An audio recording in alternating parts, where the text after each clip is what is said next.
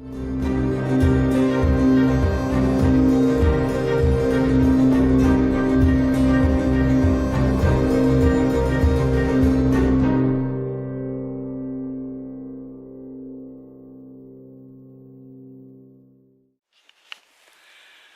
morning. It's very early, as you can see from the light. It's overcast. Today is the 28th of November. Hunting with Aaron again, as you can see right here. We're trying to get him a deer. It's got to be a buck. We're in a buck only time right now, so we're in a big spot that we've had a lot of luck over the past couple of years. Seen a lot of wicked nice ones in here. We've tracked some big ones in here, and we've seen a crap ton of deer. We've got oaks up on this ridge. We got oaks back on that ridge. The deer in between. We've got deer in front of us right now, probably only about 15-20 minutes ahead of us. It looks like they may be does, but does bring in the bucks right now, and the deer are running. So we're gonna work up to this ridge over here behind me, as you can see. See, up on that ridge right there. And then we're gonna work down over here. There's a saddle. We're gonna kind of get in there, and the deer usually run through that saddle and then go up. And there's another mountain on the other side that's covered in oaks. So I think they're gonna be bedding back in here up on these knobs. So stay with us. We'll try to get some good footage, and if Aaron shoots one, we'll bring it to you right here on the quest for 200.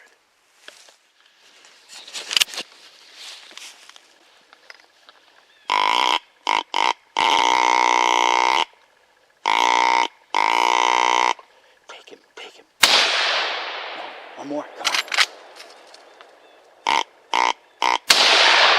Got him. Get ready to shoot again.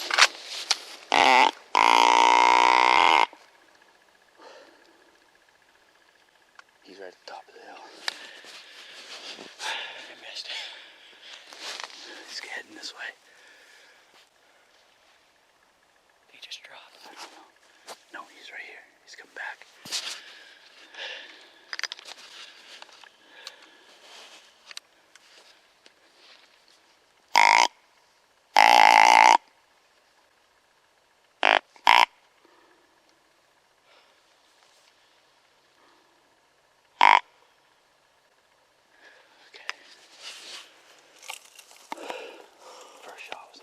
Second shot, I think you hit him.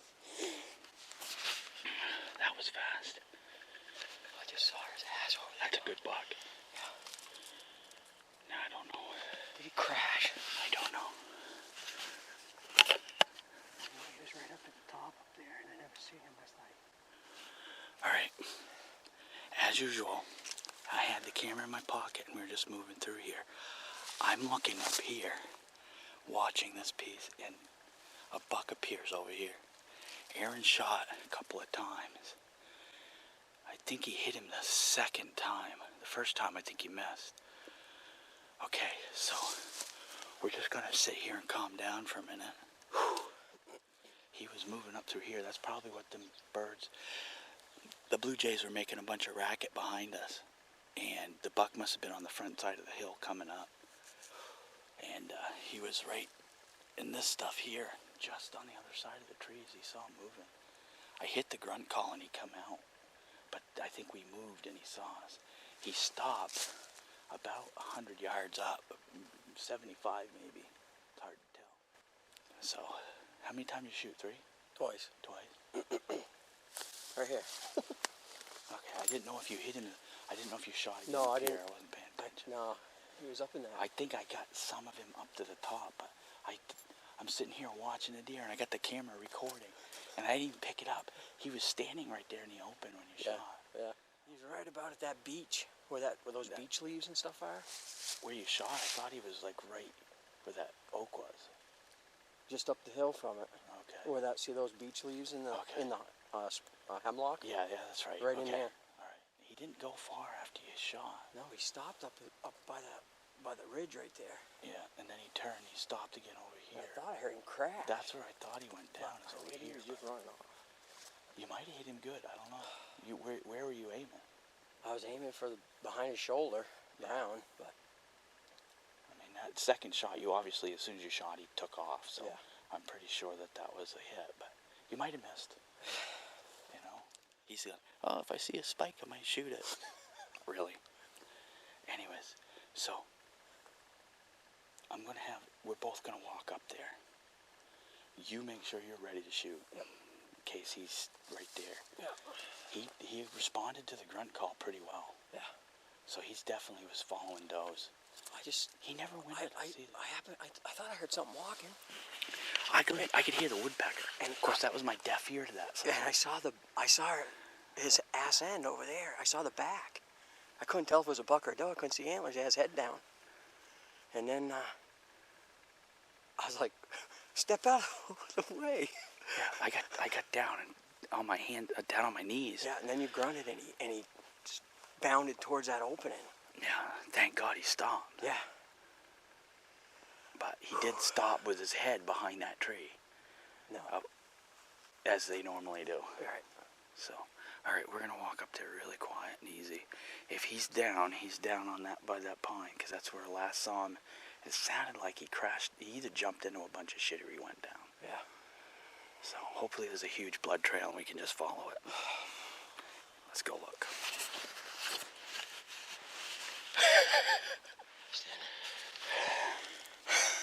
What's going on? Well, we got up here to the hit site. I think Do you want me to show him your first shot? Yeah, go ahead and show him the first shot. He's got to calm down. He's a little crazy right now. You see that? There's the first shot, a little bit high. When you shot that first one, where did you aim the second time? Same place? Honestly, I think... Let's look at the blood. I think I squeezed off. That is some nasty, thick blood. You can see that there. That's from one shot. And it's right at the place of hit. He's got quite a bit here. What do we got for hair? We got body hair. As you can see right here. This piece of hair. It's got some white. Well, no, that's body hair. You got some hair shaved. Hopefully it's...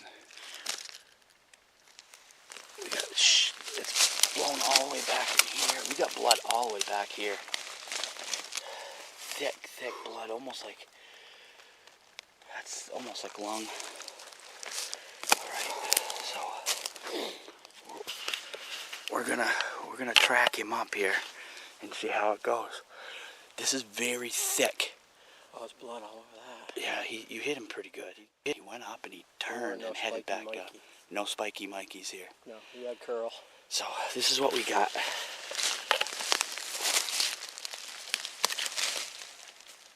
That's really thick blood. It's not muscle blood, because muscle blood would be very Dark red. bright red. Bright red. Is darker. This is very thick. Alright, so we got a lot of blood here. And he was bounding, so...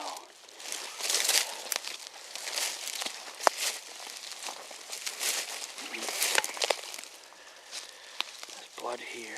You got any tape with you? I got TP. Alright, you might want to grab that out. And we're going to mark this as we go. Yep. In case we lose it. Now, I'm pretty sure he went... When he ran, he went this way. God, after seeing that and hearing that crash, I'm hoping. Yeah, it's... This is a pretty awesome blood right now. A lot of times I see these hits and there's either no blood or the blood that you see is really watery and wet and there's a ton of it and it's bright. This is very thick and pasty. I'm trying to think of what that is. It looks to me more like a lung hit than anything. So we're just going to try to follow it and see how we do. That's a lot of blood at the hit site. So we got some blood here. I'm going to try to walk off the edge in case we need the dog. I'm trying to follow his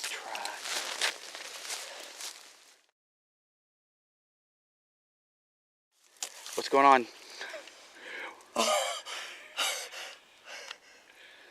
Oh my God, we found him. What do you say to Uncle Robbie? Uncle Robbie, I love you, man. Oh my God.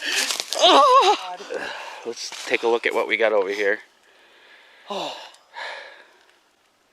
I'll be interested to see your shot. But see, before we go to him, what we're gonna do is I'm gonna torture Aaron a little bit and make him kind of go through the story, because I like to get the story when everybody's still amped up. What I'm gonna do is I'm gonna show you up here. We crossed that cut. Cuts are always hard for blood trailing. They're hard to see. Plus the deer's bounding, so the blood, unless it's a heart shot, you don't get a lot of blood. So once we got in the woods here, he slowed down, Aaron, and basically once we get in the woods, we were getting this. We were getting like a blind man's track. It's good looking, thick, heavy blood, which is an organ hit, and it's heading right down the hill here. So I'm not sure where he hit him, but we're gonna right now.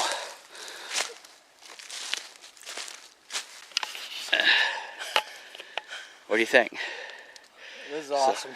So give us a rundown really quick. What happened this morning?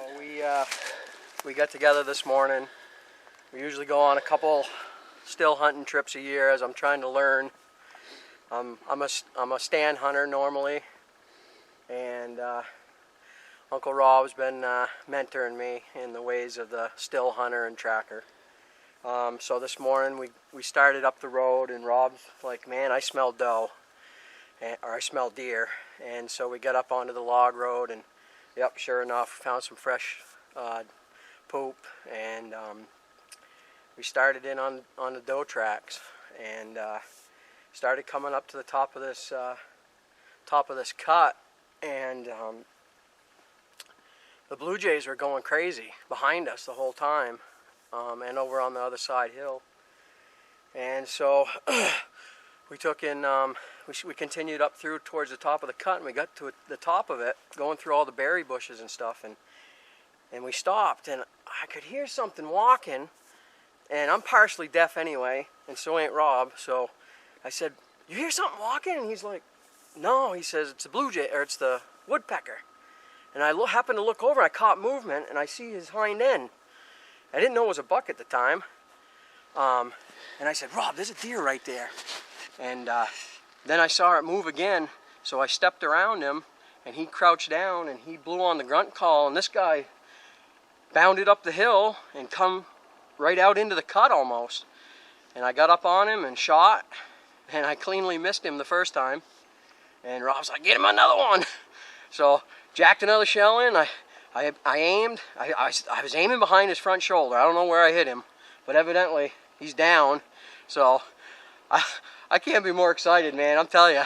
I mean, he looked huge. Yeah. He's got a nice rack on him. Pretty hefty rack on him. So we haven't seen him yet, so I'm excited to go take a look at him. How do you like me terrorizing you, making you not go up to your deer? That's okay, because this is awesome. All right. Yeah, buddy. Yeah. And tell us what awesome rifle you were using to kill said deer. My dad's old JM stamp, Marlin lever action. In what caliber? In caliber 30-30. All right, man. I told you this hill was good. Oh my God. Real nice tall rack.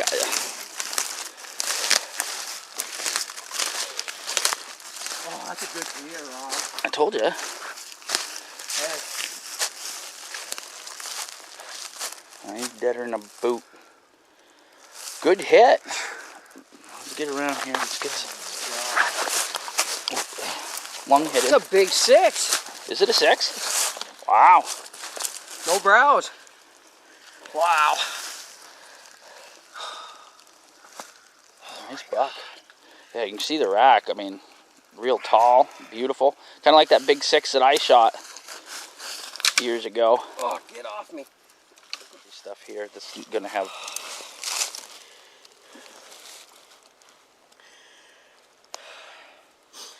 No spiky Mikey? Definitely double lunged him. Oh my God, I can't believe he didn't bleed much.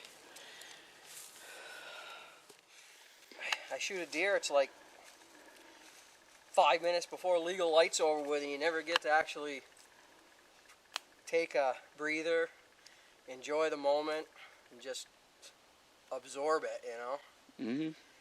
And being that it's 8 o'clock in the morning, I get a lot of time to spend with this guy here. Oh, he's pretty heavy. Yeah.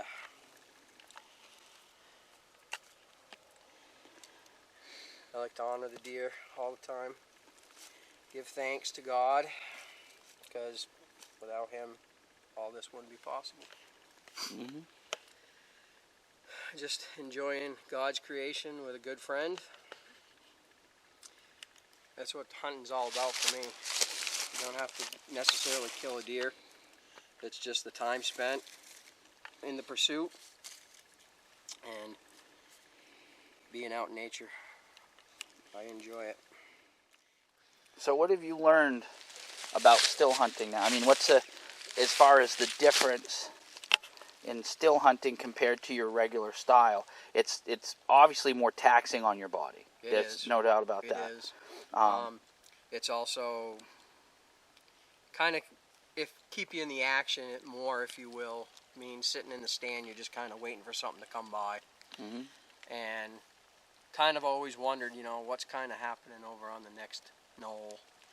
And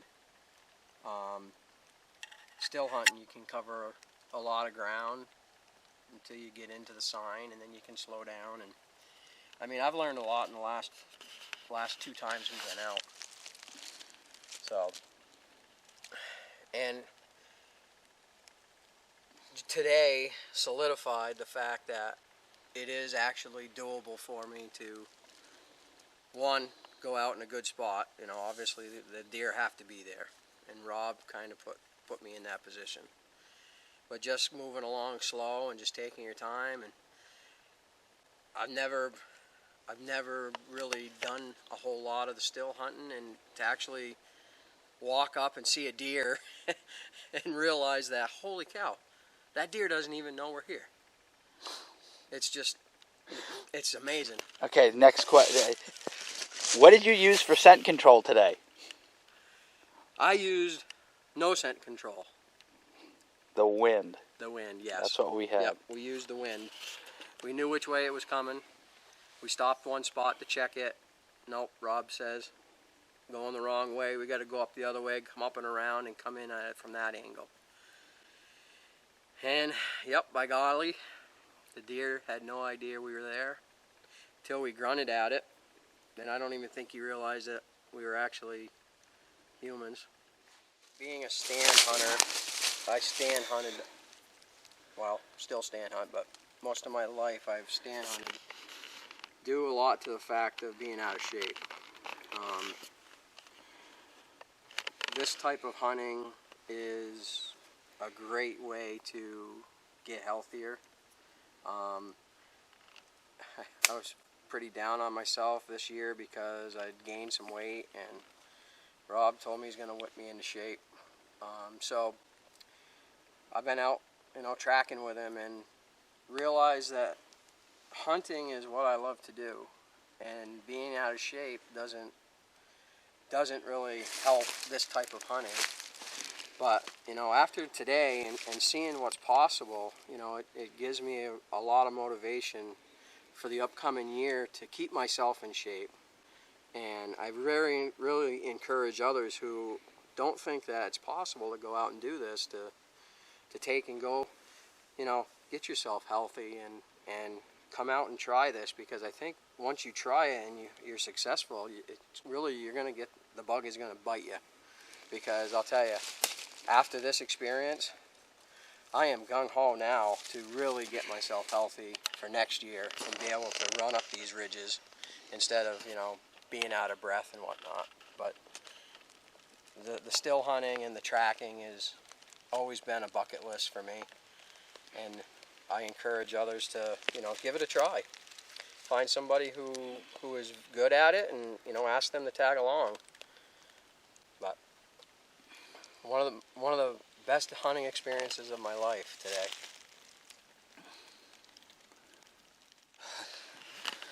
Alright, so we're just sitting here and talking about what just happened and everything. You know, on the way up, Aaron is not a trophy hunter. And I know you guys think I'm against that. I'm not. What you shoot is what makes you happy and what fills your freezer. And we've talked about this a number of times. Me, myself, I like shooting bigger bucks because I like torturing myself, dragging something so big through the woods that you can barely move it. That's just me. I am a sadist, I guess. Aaron has always had deer meat in the freezer, and he's not shy to drop the hammer on whatever looks like he wants to eat, which is awesome. And we were on the way up here talking about this, and I says, what's the deal today? What are you going to shoot? And he just smiles and looks at me, so I know. And I go, you know, I'd prefer you didn't shoot a spike, but, you know, if it means putting meat in your freezer, it puts meat in your freezer. I says, but I want you to tell you, if you see a spike, you might want to wait a second because there might be something bigger behind it. We didn't even see a spike today. This is what we saw. So, this mountain's always been good. It's we're not even at the high peak right now. We're probably midway. We're in the oak section, as you can probably see by the oak trees in here, over here. Oak trees, and it's mixed with balsam and spruce. It's kind of the places I like to hunt, where you got to mix, and they have cover. They like to cruise through here. He was actually heading right through here, and the does generally bed on the back side of this knob, so they usually cut through here and then swing around. There's some really big bucks up here. I ain't telling nobody where we are. It does get hunted. I'm not going to say it doesn't get hunted, because it does. But it's a spot that I may do camera surveys in here next year. But we were just talking. It's like, you get a spot like this, and you don't know what you're going to find. Anyways, up here on this mountain, the wind is pretty much prevailing out of the west most of the time, which would be this way. But this morning, the wind was coming directly out of the south, kind of southeast a little, and we decided that instead of I wanted to go and hit this other oak ridge that's down the road here, but we couldn't get on it because of the way the wind was blowing right to it, and we'd just get busted because the thermals were going up and the south wind was going to be blowing at the top. The south wind is perfect here because we could swing around this knob and attack it. And the deer was doing the same thing. He was coming into the wind. And honestly, we were talking about this earlier. When we were heading up through the cut, following the does, we heard blue jays behind us, like right where we had been. And we kept looking back, and I even used the binoculars, and I didn't see anything. But he came from the direction we did, following those does, and instead of staying right on their run, he was going to circle this knob and swing in behind them so he could win them high. And I think he was doing that because there's a bigger buck in here, and he, instead of just following the does and then running into Mr. Big and getting his butt kicked, he decided he was going to swing wide and come in from behind to check and make sure the big buck wasn't with him. And I think that's why when we grunted to him, his reaction wasn't like Oddsy. When we grunted to him, he came right in, and he was coming to beat your ass. He ran up the hill a little bit to where he could look down to where he heard the grunt and scope it out before he came in. That was his mistake, is he ran directly into the roadway, right on the side of it, right where he could shoot, and stood there. It wasn't even like he stayed in the bushes and looked out. He was just stupid and ran right out where he could get hit. And this is one of the things I always see when we're still hunting, is the deer don't expect guys to be that close. They always think that they've got the advantage, and they're going to see you long before you see them, and that's not always the case, especially with still hunting. We're moving really slow, and we weren't really moving as slow as we normally do. We were moving quickly enough to get up before the thermals changed. The thermals changed here right around 8:30. So we needed to get to the top of that ridge where we basically came up to. And so we were moving slow and quiet, but quiet enough. The ground is pretty moist. and it's really nice and quiet moving. Even through all these leaves, you can see all the leaf litter on the ground here. And even with all this leaf litter, it's pretty darn quiet. So, Aaron, it's probably the third or fourth, fifth time we've gone out. Yeah. And he's come a long ways. When we first went out, I thought, hell, I was going to need to bring a jet sled to get him out. And he's gotten used to... There's very few people I can double team with and trust that they're going to follow my lead. Because a lot of times when you double team, and you guys will notice this, any of you guys who are out there who are veterans like I am, when you double team with somebody, you tend to try to double team to a level that they can do. And you're going to be unsuccessful. Because what needs to happen is if you're a successful veteran hunter at this type of hunting, you need to be able to hunt the way you hunt. And that person who's hunting with you needs to adapt and follow your lead. If you don't do it that way and you're constantly concerned, I'm moving too slow, they're going to get aggravated. I'm going to move too slow, or if I move too fast, they won't be able to go as fast as I do and stay as quiet. If you're worrying about all that stuff, you're not going to be successful. You just have to hunt the way you hunt, and you tell them straight up, you need to do what I do and pay attention. Today, Aaron has come a long ways because generally I'm the guy that sees the deer and has to point things out to people. Aaron's come a long way because Aaron spotted the deer before I did today. And that's why you do this double teaming thing, is now you have 4 eyes and not just 2. And if the person has learned and he's getting better, he's going to be able to spot deer as fast as you, which helps. Well, we only got 2 good ears between us. Yeah. I because of the 357 incident this year, I got one ear that I can hear out of, but it's really a flat sound. I can't hear detail very well out of it. And that's my right ear. Aaron, his right ear doesn't work. Left ear don't work. So together we're doing good. Anyways, he spotted it, so that was 100% the thing. I mean, I'm not taking anything away from myself. I was looking this way. Right. Looking down into the wind. There was a bunch of spruce, and a lot of times them does are cruising through there eating acorns. So I'm looking there, and Aaron, of course, doing what he's supposed to do, looking the opposite way I am, he saw the deer. And that's how this works. And that's how you become successful. A lot of times when I'm doing this, it's basically I'm teaching. I'm not even hunting. I still have a tag to fill.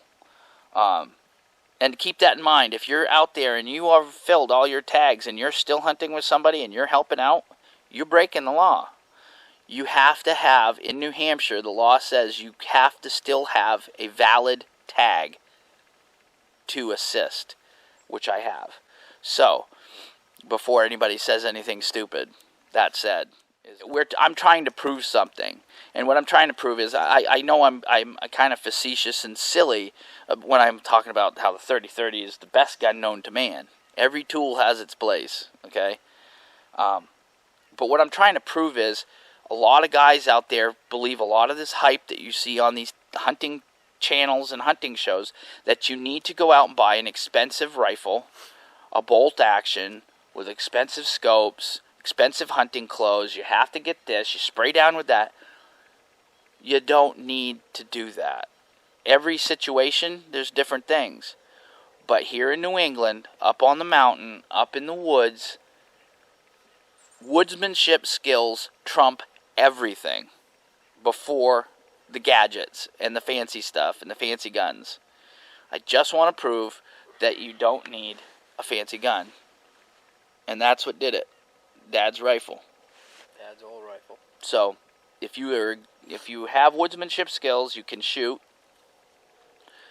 Have patience, you can do it. Now, another thing we were talking about this morning.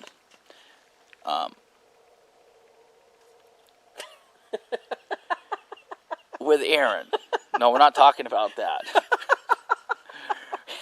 That was something else. We ain't. This is a family show, so. No, the other thing we were talking about is scent control. Hey, I fell into it too. I used to spray down with the Scent Control 2 million and get the scent control clothes, wash it in the scent-free soap and all that stuff. Look, the way I hunt, it's unnecessary. We were talking about this. If you're sitting in a tree stand and you're at the mercy of the wind, washing down with the scent-free soap, washing your clothes with the scent-free soap, spraying down, the stuff only works pretty much until you get to your stand anyways. Spraying down with that helps keep your ground scent down. I'm not going to say it doesn't work, because I've said that before. It does work limitedly. But the way we're hunting, Aaron's scent control this morning was, what'd you have for breakfast? Banana and coffee. Banana and coffee. Coffee stinks. And let the dogs roll all And over the dogs are licking his pants and jumping on him and everything else. Yep. Drove to here with his hunting clothes on, in his truck. That smells like Ruger. It smells like a machine shop, okay? Me, I had oatmeal, I toasted the bagels, I wore my clothes in the house, made coffee, drank it, said goodbye to my dog, walked up here. We didn't spray down. And see that? Using the wind makes it unnecessary to get fancy. Is it an extra added precaution? Absolutely. Is it something that you want to do? Absolutely. If you want to do it, do it. It's not going to hurt anything. But if you're a working guy and you got limited money, you got kids, you got bills, don't waste your money on that stuff. Get a good Johnson wool coat, get some wool pants, a good pair of rubber boots, some good warm gloves. Get out there and hunt. That's how you do it. Anyways, we got some work to do. He's got to gut that baby, and then we got to drag it to the bottom of the mountain, baby. We can do it two ways, but I think what we're going to do is we're going to go straight down. And if you go straight down from here, it's all logging roads, and it goes right to the road. So all we have to do is walk up and grab the truck. Yep. So, on that note, thanks for watching the Quest for 200. Another successful day here in the big north woods of New Hampshire. Yeah, buddy. And the 30-30 does it again. And that's what took it right there.